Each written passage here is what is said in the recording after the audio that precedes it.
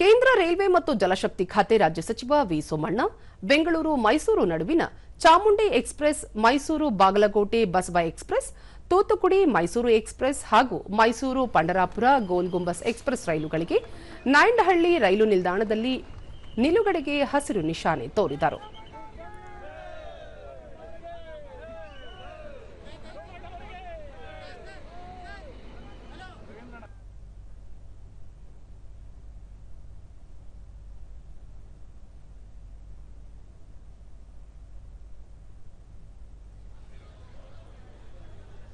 ಬಳಿಕ ಸುಮಾರು 14.10 ಕೋಟಿ ರೂಪಾಯಿಗಳ ವೆಚ್ಚದಲ್ಲಿ ನೂತನವಾಗಿ ನಿರ್ಮಿಸಿರುವ ವಿಜಯನಗರ ಮೈಸೂರು ರಸ್ತೆಯ ಮೇಲ್ಸೇತುವೆ ಉದ್ಘಾಟಿಸಿದರು. ಈ ಸಂದರ್ಭದಲ್ಲಿ ರಾಜ್ಯದ ವಸತಿ ಸಚಿವ ಜಮೀರ್ ಅಹಮದ್ ಖಾನ್, ಸಂಸದ ಪಿಸಿ ಮೋಹನ್, ರಾಜ್ಯಸಭಾ ಸದಸ್ಯ ಲೇಹರ್ ಸಿಂಗ್ ಸಿರೋಯಾ ಮತ್ತಿತರರು ಉಪಸ್ಥಿತರಿದ್ದರು.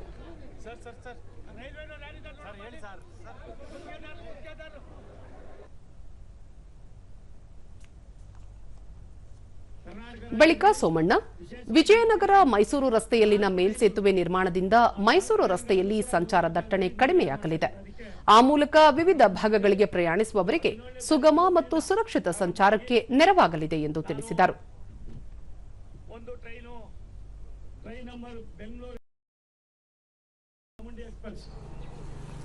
ಇವಾಗ 8:45 ಬರ್ತದೆ, 8:46 ಹೋಗ್ತದೆ.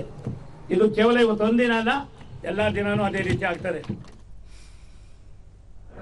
ನಂತರ ಸುದ್ದಿಗೋಷ್ಠಿಯಲ್ಲಿ ಸಚಿವರು Yeshwantpur cantonment Whitefield KSR ರೈಲು ನಿಲ್ದಾಣ ಸೇರಿದಂತೆ ಬೆಂಗಳೂರಿನ ಹಲವು ರೈಲು ನಿಲ್ದಾಣಗಳನ್ನು ಅಭಿವೃದ್ಧಿಪಡಿಸಲಾಗುತ್ತಿದೆ.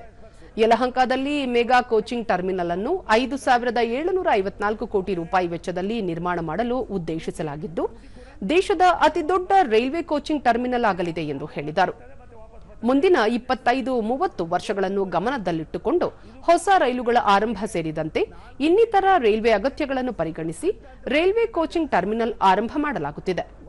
ಬೆಂಗಳೂರು ಸುತ್ತಮುತ್ತ 108 ಲೆವೆಲ್ ಕ್ರಾಸಿಂಗ್ ಕೈಗೆತ್ತಿಕೊಳ್ಳಲಾಗಿದೆ. ತುಮಕೂರು ಬೆಂಗಳೂರು ನಡುವೆ 4 ಪಥದ ರೈಲ್ವೆ ಹಳಿಗಳ ನಿರ್ಮಾಣಕ್ಕೆ ವಿಸ್ತೃತ ಯೋಜನಾ ವರದಿ ಸಿದ್ಧವಾಗಿದ್ದು, ಶೀಘ್ರದಲ್ಲೇ ಸಚಿವ ಸಂಪುಟದ ಮುಂದೆ ಮಂಡಿಸಲಾಗುವುದು. ಇದಲ್ಲದೆ ಬೆಂಗಳೂರಿನ ಹಲವು ಕಡೆ ಚತುಷ್ಪಥ ರೈಲ್ವೆ ಹಳಿ ನಿರ್ಮಾಣ ಕಾರ್ಯ ಕೈಗೆತ್ತಿಕೊಳ್ಳಲಾಗುತ್ತಿದೆ ಎಂದು ಸಚಿವರು ಮಾಹಿತಿ ನೀಡಿದರು. ಕೇಂದ್ರ ಮುಂಗಡ ಪತ್ರ ದೇಶದ ಭವಿಷ್ಯವನ್ನು ಗಮನದಲ್ಲಿರಿಸಿಕೊಂಡು ಹಾಗೂ ಆರ್ಥಿಕ ಪ್ರಗತಿಯ ನಿಟ್ಟಿನಲ್ಲಿ ಮಂಡಿಸಲಾಗಿದೆ. ಪ್ರಧಾನಿ ನಾಯಕತ್ವದಲ್ಲಿ ವಿಕಸಿತ ಭಾರತ ನಿರ್ಮಾಣಕ್ಕೆ ಪೂರಕವಾಗಲಿದೆ ಎಂದು ಹೇಳಿದರು. ನನ್ನ ಅಭಿಪ್ರಾಯ, ಇವತ್ತು ನಮ್ಮ ಸರ್ಕಾರ, ನಾನು ಮಂತ್ರಿ ಆದಮೇಲೆ ನನಗನ್ನಿಸ್ತದೆ ರೈಲ್ವೆ ಇಲಾಖೆಯ ಬಡ್ಜೆಟ್ಟು 2,93,000 ಕೋಟಿ ರೂಪಾಯಿ. ಕರ್ನಾಟಕಕ್ಕೆ ಒಂದು ಕಾಲದಲ್ಲಿ UPA ಗೌರ್ಮೆಂಟ್ ಇದ್ದಾಗ 800 ಕೋಟಿ ಕೊಡೋದು. ನಮ್ಮ ಸರ್ಕಾರ ಬಂದ ಮೇಲೆ ಎಲ್ಲ ವರ್ಷದಲ್ಲೂ ಕೂಡ ಈ ಸಾರಿ ನಮಗೆ 7,748 ಕೋಟಿ ಕೊಟ್ಟಿದ್ದಾರೆ. ಅದಲ್ಲದೆ 52,000 ಕೋಟಿ ರೂಪಾಯಿಗಳ ಯೋಜನೆಗಳು ನಮ್ಮಲ್ಲಿ ನಡೀತಾ ಇದೆ. ಒಂದೇ ಭಾರತ ಮಂಜು 12 ಟ್ರೈನ್ಗಳು 14 ಜಿಲ್ಲೆಗಳಲ್ಲಿ ನಮ್ಮಲ್ಲಿ ಓಡಾಡ್ತಾ ಇದೆ. ಇಡೀ ರಾಷ್ಟ್ರದಲ್ಲಿ ಜಾಸ್ತಿ ಟ್ರೈನ್ಗಳನ್ನು ಉತ್ತರ ಪ್ರದೇಶ ಹೊರತುಪಡಿಸಿದ್ರೆ ನಮಗೆ ಕೊಟ್ಟಿರೋದು ರಾಷ್ಟ್ರದ ಪ್ರಧಾನಿಗಳು. ಆಮೇಲೆ ನಮ್ಮ ಯಶವಂತಪುರದು ಕೂಡ ನಾವು ಮಾಡ್ತಾ ಇದ್ದೀವಿ.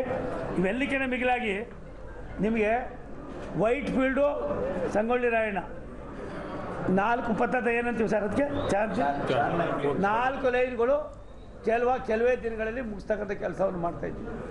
ಅದಾದ ಮೇಲೆ ತುಮಕೂರು ಬೆಂಗಳೂರಿಗೆ 4 ಪಥಕ್ಕೆ ಈಗಾಗಲೇ DPR ಆಗಿ ಕ್ಯಾಬಿನೆಟ್ ಕಳಿಸ್ತಕ್ಕಂಥ ಕೆಲಸವನ್ನು ಕೂಡ ನಾವು ಮಾಡ್ತಾ ಇದ್ದೀವಿ.